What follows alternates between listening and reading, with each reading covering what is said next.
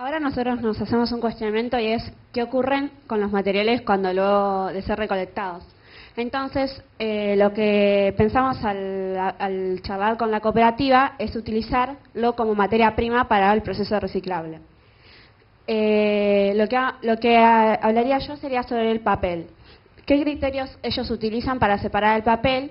Sería que no se pueden mezclar los papeles reciclables con lo que tenga que ver con papel sucio, papel de aluminio, plastificado o que tengan ganchos o grapas, ¿no? Esos papeles los que hacen es ubicarlos en los llevan, los seleccionan y en esa planta de almacenamiento intermedio después lo ubican para poder llevarlo a un tanque que tiene agua y hacen todo un proceso con agua para crear de vuelta la pasta.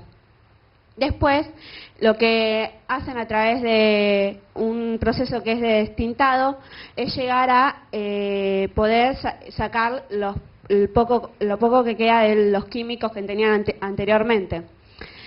A través de un proceso también de filtración, ellos eliminan los productos químicos y llegan a prensarlo para poder después reducir toda el agua que queda para crear de vuelta la fibra que se necesita para el papel. Después, lo que se diferencia con el proceso virgen del papel es que no se utilizarían tanta talas de árboles, o sea, no se hace un descortezado de los árboles, lo que hace también que se haga todo un quemado de la madera para producir todo lo que tenga que ver con contaminar el ambiente. Después, con respecto al desfibrado, no se utilizan esos productos químicos como es el cloro, el dióxido de cloro, para contaminar el ambiente. Y de esa manera vemos que se puede volver a utilizar estos papeles y llegar a tener un 90% aproximadamente del papel viejo en comparación al 50% que es lo que se saca de la madera virgen, ¿no? De esa manera se pueden reciclar hasta 3 o 8 veces este mismo papel, rompiendo todo el proceso de celulosa que se creó básicamente. Y ahora Pablo les va a contar con respecto al plástico. Hola. Bueno, yo voy a hablar un poco de plásticos. ¿Qué es el plástico? El plástico es un polímero, sí, o sea, una macromolécula que está compuesta por unidades llamadas monómero. Sí, que tiene justamente la particularidad de ser plástico, o sea, de poder deformarse y obtener una forma deseada. Existen dos clases de plástico. El plástico termorrígido, que son aquellos que, induciéndole calor, se endurecen, y los termoplásticos, que son aquellos que, induciendo calor, se ablandan. Los que figuran en pantalla en rojo son los plásticos polipropileno, polietileno triestalato, que van a ser retirados por la cooperativa para el reciclado, ya que los plásticos termorrígidos necesitan un proceso industrial de reciclado mucho más complejo. Y estos plásticos son de fácil proceso.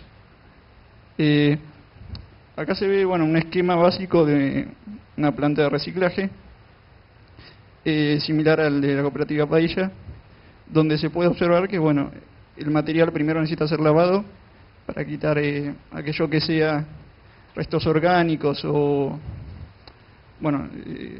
lo que pueda tener, la molienda en un molino donde se logra el plástico llevarlo a una forma de partícula más pequeño para pasar al proceso de extrusión. ¿Sí? La extrusión es un proceso mediante el cual pasa el plástico por una extrusora, es la máquina que lo hace, induciéndole calor, el plástico se hace pasar por un molde para obtener la forma adecuada. Al final el plástico queda como una forma de espagueti, sale de la máquina de la extrusora, del cual si se lo corta se obtienen pellets, son unidades de plástico. Esta es la extrusora de la cooperativa Padilla. Se ve la tolva, sí, verde, la tolva donde ingresa el material y pasa por la máquina y sale. Esos serían a quedar de la extrusora los pellets. Y acá también de la cooperativa es una máquina para hacer bolsas. Con el plástico fundido se ve detrás como una burbuja, porque el plástico se lo infla con aire a presión para formar una burbuja plástica, ¿sí? Biorientada, de las moléculas, donde luego con rodillos se aplana y si luego se los corta se obtienen bolsas. Bueno, ahora mi compañera les va a hablar de el arte y el reciclaje. Bueno, ¿de qué otras maneras podemos utilizar estos residuos, además de, bueno, el reciclaje que ya mencionaron los chicos? Y se pueden, o sea, actualmente hay un montón de artistas alrededor del mundo que utilizan materiales que nosotros consideramos basura para realizar sus obras. Y bueno, de esta manera contribuyen con el cuidado del medio ambiente y además hacen arte. Un ejemplo de ello lo son, por ejemplo, Nicky Hendrix, que trabaja con medios de almacenamiento obsoletos. Es la primera imagen del margen de arriba, que utiliza disquetes y luego pinta sobre ellos, y lo que busca es reflexionar sobre el ritmo acelerado que llevamos diariamente en la vida en la modernidad. Y bueno, que esto incluye la producción en masa y la cultura de desecho que tenemos instalada. Después, la segunda imagen es de Robert Bradford, quien utiliza, a él le gusta usar objetos que tengan algún tipo de historia, como son los juguetes, que representan como el paso de las modas. Entonces, en sus obras hace hincapié en esto del consumismo y el reciclaje como dos puntos opuestos que él quiere resaltar.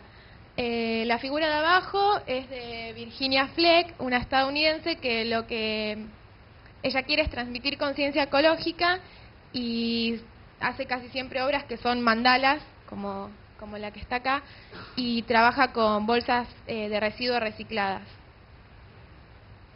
Después, Tim y Sue son artistas ingleses que la mayoría de sus obras más conocidas están hechas con residuos recolectados de las calles de Londres, y a simple vista se ve como un montículo todo de basura sin mucho sentido, pero cobra vida la obra cuando cuando hay una luz, un reflector que le da sentido a la obra.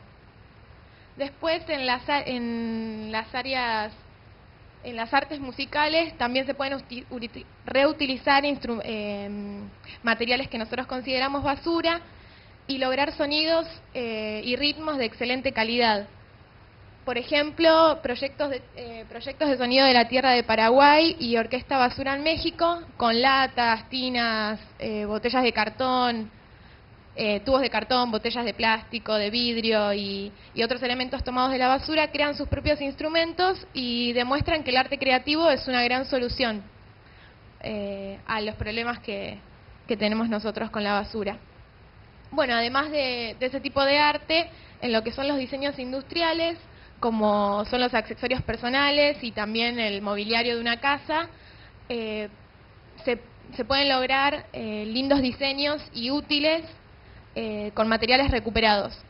Por ejemplo, los aritos y la pulsera que se ven en la parte inferior de la imagen están hechos con residuos electrónicos y es un proyecto que tiene la UNTREF, que ya se llevó a cabo, así que están hechos por compatriotas de la universidad. Y bueno, se pueden hacer todo tipo de cosas. En mobiliario, por ejemplo, son objetos que se están haciendo actualmente en el país por empresas argentinas. Todos estos sillones y muebles están hechos de cartón reciclado. Bueno, porque es un material útil, muy útil, barato y tiene buena resistencia y durabilidad. Después, otra aplicación de lo que podemos hacer con materiales reutilizados son, por ejemplo, casas. Estas casas son hechas por una abogada de Bolivia, que es arquitecta autodidacta, y con botellas de plástico y materiales que no sirven, empezó a construir casas en su país, en las cuales, bueno, ellas las llaman ecocasas.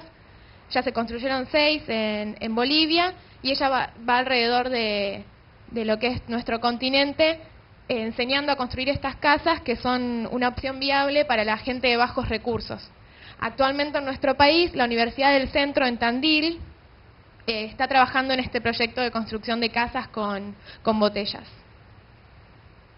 Bueno, también pensamos que nuestro proyecto puede significar un vínculo entre la comunidad y la universidad, y además embellecer la universidad.